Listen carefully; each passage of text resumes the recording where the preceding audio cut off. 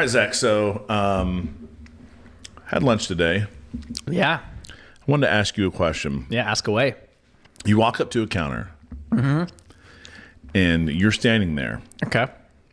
You're putting your order in, and they take your order, and then you have to walk back up and get your food and take it back to your table. This is a tipping question. This is a tipping question. Do you tip when you stand to get your food?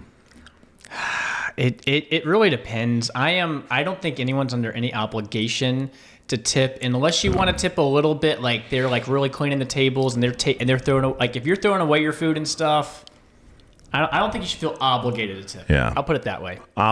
Yeah, that's what people say. Because I was looking up, we recently went to Golden Corral. Oh yeah, and you can go get lots of plates there.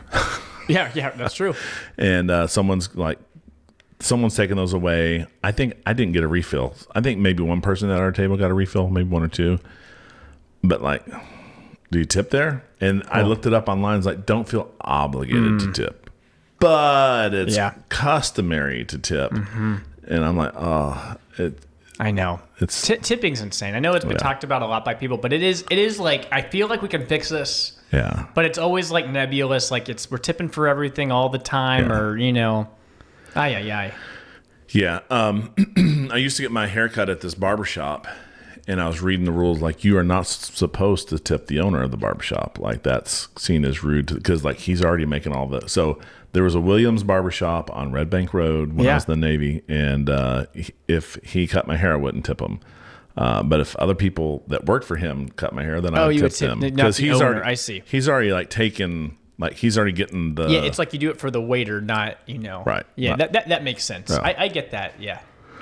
Yeah. So, Golden Corral fan yourself? Golden Corral, last time I've been there was probably college, and boy, if you're in college, that's a good place to go. You're always looking for the all-you-can-eat. You're what wing place is Tuesday's all-you-can-eat wing night? Or I might have mentioned this. I will say this. We'll get back to Golden Corral.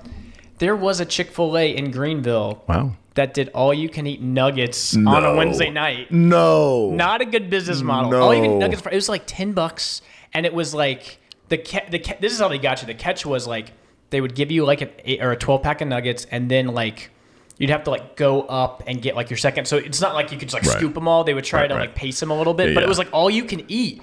Drink. It's fries, nuggets, drink.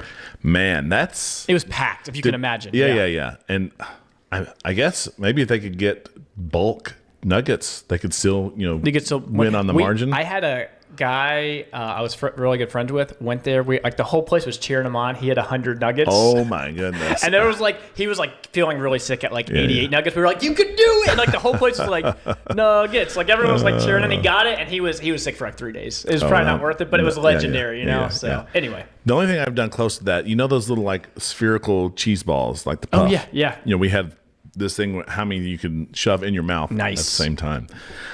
I think it was in the low to mid 20s. Wow. Yeah, 22, 23. I mean, they're not that big. Yeah. But I'm sure once you get to 15, it starts getting a little tight. Yeah, I was I was trying to pack them symmetrically, trying to get the cheeks first, and then you start getting, the center. I could see that being tough too. Glad you didn't die.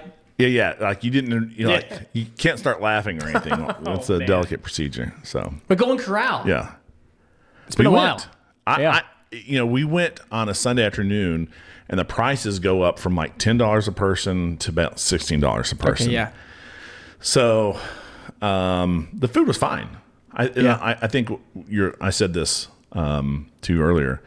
I don't think you're paying for quality food. Not that it's bad. Yeah. But you're paying because you can get a whole lot. This restaurant was not on Phoebe's radar. Oh, but now it is. But now it is. She's like, Golden Corral. Yeah, she's like, this is great. And one of her favorite places is that dessert bar where you can get all the ice desserts. Cream and the stuff. So Jill asked her a couple days ago, where does she want to eat for her birthday? And she said Golden Corral. And Jill's like, oh my goodness, we've created Lydia, a monster. What have you done? So I'm not saying it was drama, but who was the Mott to pick? Lydia picked it. Yeah, and she was just all good fun, But right. Well, she said when we first. So I think we've mentioned this before, but maybe a year and a half ago, I tried to give Jill because it is the woman's job to cook. No, I'm just I try to give, me and Jill the day off for cooking on Sundays. So we don't even like have a prepared meal in the evening on Sundays. It's just like we call it yo-yo. You're on your own. Catch what you can. We got plenty of leftovers or cereal, or you can make yourself a sandwich in the evening on Sundays. But for Sunday day, we try to be, if we can, be the only time we eat out, unless it's like a birthday or something. Yeah. And so, but it was, we'd always try to find some place where all 7 of us could agree on. And of course, as a father, I can say, no, we're going to Culver's every day, which is the right choice. It's good, and it's reasonable, and it's like consistent, you know? Yeah. But what we do is we just go down the line and you just pick. And when we first adopted it, Lydia said, one day I'm going to pick Culver's. One day. She warned everyone. Yeah. She's like, is that okay, Dad? Like, are there places off limits? I'm like, as long as it's, no, there's no places off limits. Nice. So she picked. But did anyone change? Like, was it like Chloe? Like, man, I am just very thankful. Like, people were like, hey, it was good. You know what I'm saying? Yeah, I don't think anyone walked out upset. Jill's a picky eater a little bit. If I can say that. So she was like, I was like, were you happy? She's like, no, not really. I'm like, well, what did you like? What did you have that you didn't like? Well, it was all fine. And I'm like, yeah. Golden Corral, haven't been there in a while. That was really big when I was in college. Also, it was Ryan's was big. Ryan's Golden Corral. Like, people would go a lot of these places. Trying to think of like other all-you-can-eat like places. You know what I mean? They're kind of going out of style. They are. Yeah. It's probably for the best. Like with like stand-up. Pizza Hut used to have all-you-can-eat pizza. You go in on like lunch or something. The very first time I ever traveled for the government as a actually I think I was a contractor then. As far as I went civvy, but the first time traveling outside of when I was active duty Navy, we went up to Jacksonville, North Carolina, Camp Lejeune, and we ate at a Golden Corral.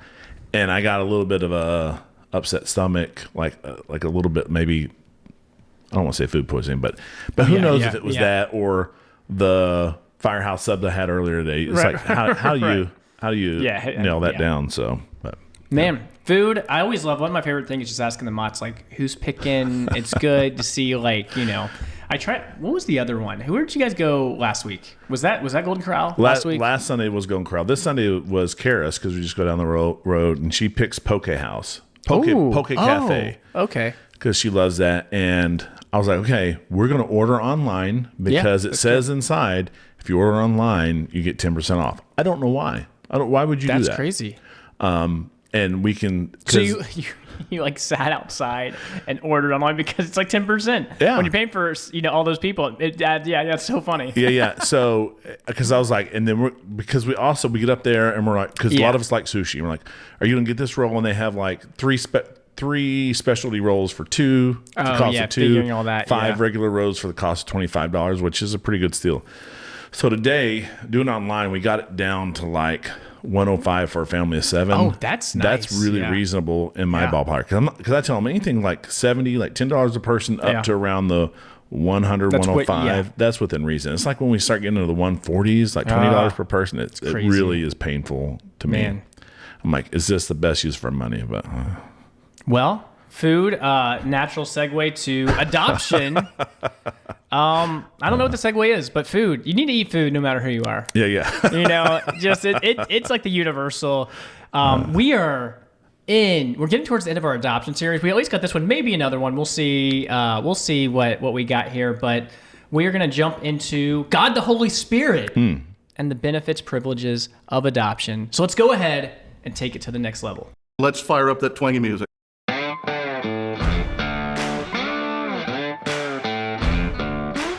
From the hearts of the Low Country in South Carolina, it's the Take Two podcast, where we take theology to the next level. Nicknames. I know we talked about names. I like names and meanings and all this stuff. And are you eking out a living? I know that hit you from left field. You know that phrase though means you're eking it out. Yeah, I mean, I don't know. Okay, you never heard the phrase? Like I know the phrase. Like, am I getting by? Yeah. Hey, they're just barely eking out. Yeah. So if you took on an extra job, that was your eke job. Okay, gotcha. So you're eking it out. Nice. And if you had an extra name, that was an eek name. Oh. And nickname. Oh, and nickname. And that's where we get that. That's where you get nickname from. Oh, Yeah. So nice. Well, what was little drop? I like that. We always talk about Pastor Joel called Fox. Gotta love that. Any cool nicknames you had? Big Mott. Big Mott. That's great. Classic. Applesauce. Yeah. Sweets. No other ones other than nerd or. I asked this in Sunday school, and I saw this. Someone raised their hand. They were pointing. Yes. And they told me the name afterwards, and I didn't get I was like, why did you not want that said? Maybe. But it was I asked a couple times for them to repeat what it was, and they were like, oh, it's not that bad. Yeah. It's great. I feel like a good rule for a nickname is you can't give yourself the nickname. So it's like someone else. Something you have to earn. You have to earn it, And then we even think of this broader idea. We did a podcast on this, like what's in a name, Bible characters with name changes. What was the importance of naming in Scripture? Because that's a big part of one of the privileges we have in adoptions. You're in a new family. You have a new name. A lot of stuff goes hand in hand with that. Remind me, Michael, we're going to come back to these slides. I'm just going to skip over some of these. Oh, and it was a wonderful day. It's the day I did this was my oldest and my youngest birthdays, same days. And this was the day that I didn't get to race. This is the day, famously, didn't get the race. Sticks with you. Also, our guest speaker, Grace Daniel's birthday. So we had the trifecta of birthdays. Mm-hmm. And in case people don't know, second Sunday in November. November's known as Adoption Month in the adoption community. Second Sunday in November is known as Pure Religion Sunday. I think kind of in the same vein of a certain, Sunday in January, Sanctity of Life. Right. It's like, this is Pure Religion Sunday. Can you guess where it comes from? Well, like the pure religion naming of it. James, yeah. This is pure and undefiled religion that you visit orphans and widows and... Beautiful. Nailed it. What's more?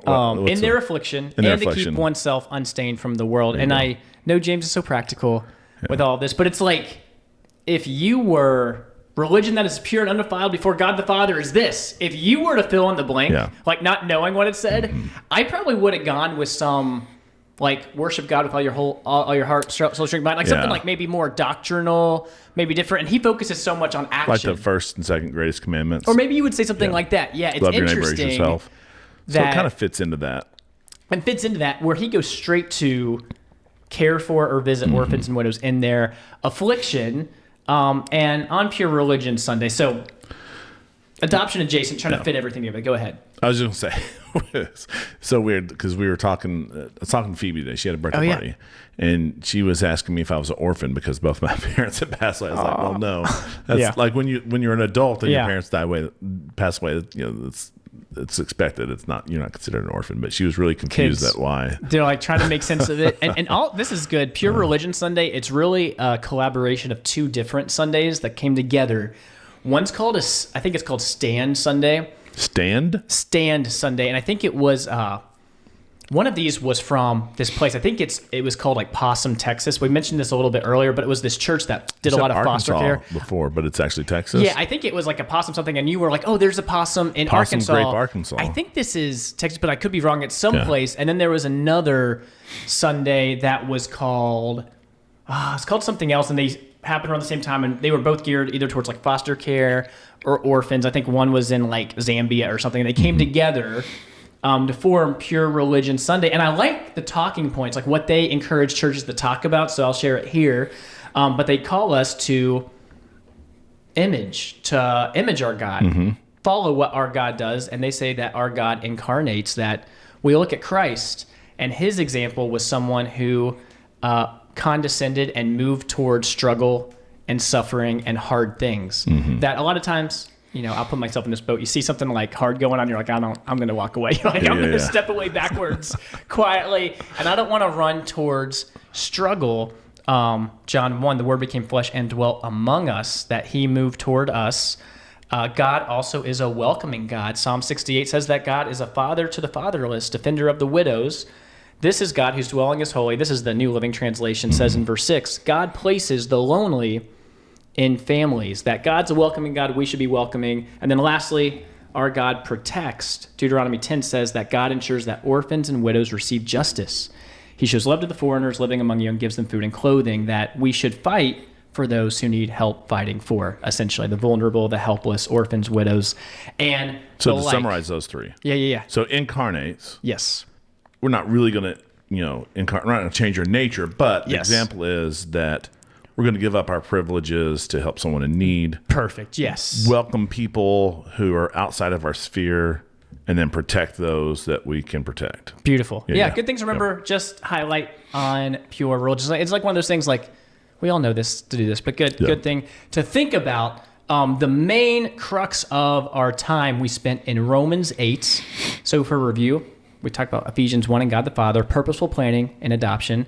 Last time we talked about it was Galatians 4, God the Son, and the cost of our adoption, that he redeemed us. I like the way Paul puts it. He says that God sent his Son to redeem us. The why for all of that is so that we might receive adoption as sons. And so Romans 8 mentions this Greek word huiothesia twice, adoption. One here and one a little bit later. We'll really talk about the first one. But do you want to read for us Sure. Romans 8, 13 through 17? Yeah, it says, "For if you live according to the flesh, you will die. But if by the Spirit you put to death the deeds of the body, you will live. For all who are led by the Spirit of God are sons of God. For you did not receive the spirit of slavery to fall back into fear, but you have received the spirit of adoption as sons, by whom we cry, Abba, Father. The Spirit himself bears witness with our spirit that we are children of God, and if children, then heirs, heirs of God and fellow heirs with Christ, provided we suffer with him in order that we may also be glorified with him." Thank you, Michael. Also, I have up here Galatians 4, 6, and 7, because I put it because it very closely mirrors this. And because your sons, God has sent the Spirit of his Son into our hearts, crying, Abba, Father, because you're no longer a slave, but a son. If a son, then an heir through God. And I mentioned this too because it's so funny. When I did the God the Son, I had like 4 or 5 middle school kids come up to me and say, "Zach, best lesson ever. Loved being in there."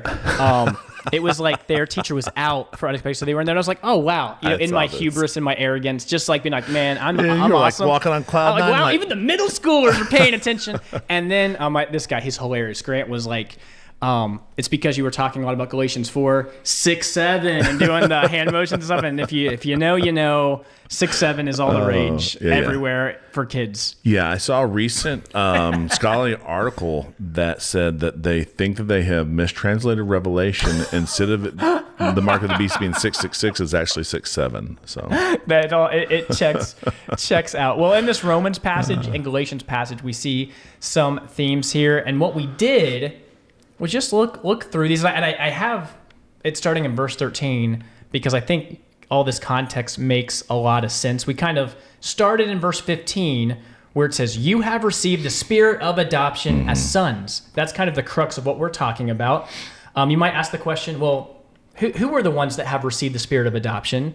If you back up to verse 14, Paul writes that for all who are led by the Spirit of God are sons of God. So the ones who have received the Spirit are the ones who are led by the Spirit, which prompts another really good question is, what's it mean to be led by the Spirit? But if you've listened to our podcasts... yeah, I thought you did a real good job because you kind of pranced around it. Not pranced, but you kind of walked around it. You walked us into, well, it probably doesn't mean what you normally think it means. Probably so. not full emotion. I think we can, with pretty good,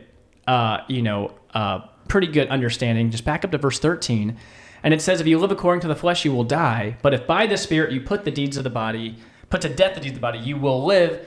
Because, or for, all who are led by the Spirit are sons of God." So it's basically implying you put to death the deeds of the flesh.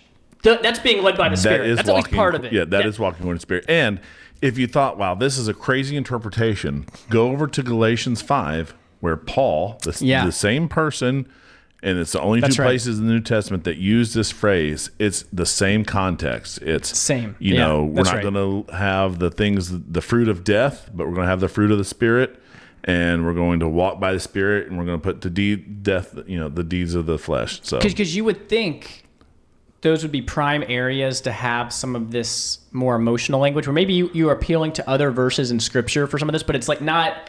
At least not in this immediate context or that Galatians immediate context. Yeah. That says something, right? Yeah.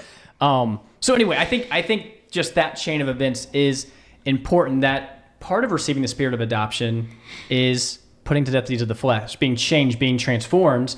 On top of that, we see this contrast that you didn't receive the spirit of slavery to fall back into fear, but have received the spirit of adoption as sons, where it's different. And in some sense, we are, slaves and bondservants of Christ. So that's a different analogy than Paul's making here. And Paul talks about that a lot. I'm not saying that's not a reality, but there is a difference altogether of a slave versus son mentality, where you can even see here slavery and fear kind of go together. You don't do things because you live in this state of fear. And you could imagine a world where God sets up as, slaves that do all of his bidding with no regard to their happiness. And it's like, if they don't do what I say, they're in big trouble. And that's why they do everything they do. And, God could do that. Yeah. God's a perfect God. But the way he orchestrated the world was there's sonship and there's this relationship where you've got a father, you're in a family, you do certain things, but it's for the family. I don't know. It's a little bit different of a spin on it, right? Yeah. So even when you're talking about that, I'm reminded of previous episodes we've done on this, namely the one where you're talking about, hey, if you want to adopt someone, it's basically on paper, someone has sold their child 3 times and you've redeemed them 3 times. And I'm thinking about, maybe there was like a difference if you bought someone out of that market as a slave versus if you bought them as adoption. I'm sure that's a different legal process. Yes. So in my mind, Paul is saying, hey, the process by which you were bought out of this market was not just so you could be a common servant in the house, to be a slave in the house, although we do get that moniker sometimes. But the true thing is that we're going to be adopted as sons, heirs as sons, into the family of God. So it's a huge, blessing. No, that's great. So we see that contrast, and then we get to that phrase "Abba, Father." I know we teased it. I think last episode we might have fully developed it. I can't totally remember. Yeah, we kind of talked around it, but we didn't really. We're Abba, Father. Well, you tell me what do you think? Like the traditional, and I don't think it's altogether wrong. I think it's like on the right track, and it's pretty good. Well, I've always assumed because Abba kind of sounds like our dada. Yeah. And so I've always thought like, hey, it's just like a child that's like resting on their father's chest. And it's like, kind of babbling about, in this comforting, dad type of thing. I've heard the same thing. Baby Talk. We mentioned last time that this word Abba is in legal contracts, prayers by rabbis. It's places you would not necessarily predict there would be child cooing or that kind of thing. So let's look at the text a little bit. We see this word that precedes Abba Father in both Romans 8. It says cry, Abba Father. Galatians 4 says crying, Abba Father. Yeah. What do you think of when you think of cry or crying? Like that's like a simple definition, or what kind of imagery would you think of? Well, there's a range. So it's, you can have the crying with tears. You can have the crying where you that's like right. Or there's like this. I think we did tease this last episode, so I'm kind of cheating. But, the guy who's on the road who cries out to Jesus, Son of David. Nailed it, yes. Heal me. And they're like, be quiet. And like he cried out all the louder. Crying out, yes. And Jesus has mercy on him. Yeah, it's like that, exactly. That's the same word we see with Bartimaeus when he's like, he hears Jesus and he's like crying out. So you can imagine there's intensity, conviction. If you did a word study, this word cry is used a bajillion times, so it's hard to nail down exactly. But more times than not, it's not like a quiet mumbling. It's like a crying out in some capacity. It's what demons do when they're being exorcised by Jesus or they come into contact. They're like, Jesus of Nazareth. They're crying out. It's what the crowd shouted when they said, crucify him. They cried, crucify him, crucify him. It's what the apostles, when they thought they saw a ghost, but it was Jesus, they cried out. So it's like, you can think of the imagery. It's a major cry. And then the other thing I ask people to think about is we see Abba Father 3 times in Scripture, once in Romans 8, once in Galatians 4. Where's the third place? It's in Mark 14 in Gethsemane. So that gives us some context. Where's Paul? Probably, maybe what's he thinking about? I don't know if this has been like circulating, this kind of stuff. Basically, long story short, we were familiar with the story in Mark 14. We know that Jesus is greatly distressed, that he's troubled. He even says, my soul is very sorrowful, even to death. In that context, he says, Abba, Father, all things are possible for you. Remove this cup from me, yet not what I will, but what you will. And I think that is very instructive when we think of Abba Father. I think when we hear it, it's very right to say, hey, it's intimate. It's like this close relational context. I think that part is true. But there's an intensity to it. There's an intensity. There's like desperation when we see it. It's not the way Russell Moore puts it in his book is so good. He says it's less of a baby giggling in a father's face and more of a child or a toddler running, screaming for his father as his face is getting ripped apart by a dog. And you can imagine, like, my kid it was great. Wasn't his face, though. It wasn't his face. Oh, I can't even imagine his face. It's like when your kid's in real danger and it like says like dad or like thinks they're really hurt, you like can feel that call out to whether it's dad or daddy or whatever it is. It's like that's visceral, that's desperate. And I think what fits so nicely with Romans 8 is in verse 16, the Spirit bears witness with our spirit that we are children. People that cry out in desperation to their Father, this Sermon on the Mount, about being broken, poor in spirit. If you're not doing that, you're probably not saved. You know what I mean? It's like, I think all of this makes a lot of sense where there's a difference between like, hey, God, please help me. Or it's like, God, I've got nowhere else to turn. You know, I'm going to repent. I'm going to follow you. And I think wrapping that together, that paints a good picture of what I think is all wrapped up in this phrase, Abba, Father. That's good. That's great. We heard from Grace. I loved hearing from her, and we mentioned her a little bit last, but she's adopted, and we mentioned like, she brought up some things that weren't her favorite things about being adopted. There's a lot of good. You know. She said, I'm very blessed. Yes. So, but let me just give you some of the things. And I think even, we have, you mentioned something, I don't know if it was this one or a previous one where you said people would ask you if Jay and Jax. It might be this one. Were brothers. And you're like, of course they're brothers. We're, just like they're brothers with Jordy. And of course, obviously what they mean is, were they biological brothers? Did they come from the same one? Because I think I remember asking the family that you had later, the Vasquez, if Caden and Cain, I may have worded it that way too. Like, I think maybe I did say, did they come from the same family or something like that? But it's a common thing in everyone. Obviously, it's like super well-meaning. No one's doing that. But it's a common thing. Like if you read adoption books or something, everyone's like, this is what they say, or they'll be like, did you have any children of your own or something like that? And no one's ever meaning it in a bad way. They're just like curious. And they're making conversation and they're like, oh, and so because there is this biological order of things, but. Yeah, I appreciate it, like just to be aware of that. You don't know what you don't know. Yeah, so that you can, this is something they run into all the time. Like I'll just say, like when my mom passed away, I bet I was told 300 times, "I'm sorry for your loss." And my recommendation is if you go to a funeral, do not say those words because they. Like after a while, I'm like, say something different, like because it just becomes like painful, and so. Not that no one meant anything bad. Like they are truly sorry for my mom passing away. But I remember something she said. Was that she will never experience walking in a supermarket and having someone say, "Oh, you look just like your mom." And I was like, that is true. And there's nothing that's going to take that hurt away. Like there's hurt that she feels from her biological parents. And if you listen to it, it should air on our channel. Cool. Her biological sister is, kind of estranged from her as well. So there's hurt that she can't get. But just like, I think we mentioned this maybe the first time on this series, but, adoption just isn't, it's not just legal papers. There is transformation that happens. When we're adopted by God, we are transformed in his image. And as you've adopted your two boys and as she's adopted, there's a transformation that happens that, they're going to adopt some of your characteristics, some of your values. Like, Jaden's, I see him wearing Steelers shirts. I'm like, some of that rubs off in a way that you can't get around. So, I think you nailed it. It's good to think through those things. I didn't spend a lot of time in the lesson, but these are good. I kind of just fixated on Romans 8. But if we were to go to big picture, what are all the benefits we have? There are a lot. I'll just run through some of these quickly. And these are really from Joel Beeke's book, Heirs with Christ, where he basically takes what the Puritan says on adoption and extrapolates this a little bit more. I'm actually going to see if I can pull this up because I've got more context here. But he talks about, so when you are adopted, a lot of things change. Your relationships are reset. And I think this is good Because we think about, man, your relationship to God changes. You were not a child of God, now you are a child of God.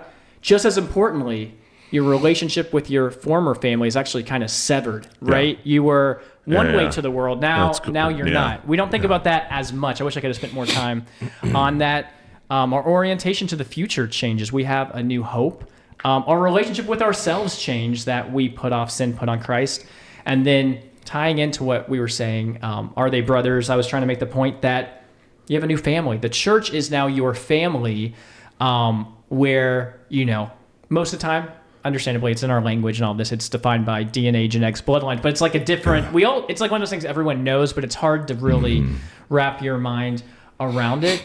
To where all these relationships are changed, and then if we were to talk about the privileges, there are a lot. I'll just list these quickly: a new family, a new name, a new spirit, a new likeness, a strengthened faith, a loving discipline, a deep communion, a spirit-led worship. You're guided by God, you have this freedom, you're protected, you are supplied with every need, you are given provision, angelic care, a glorious hope.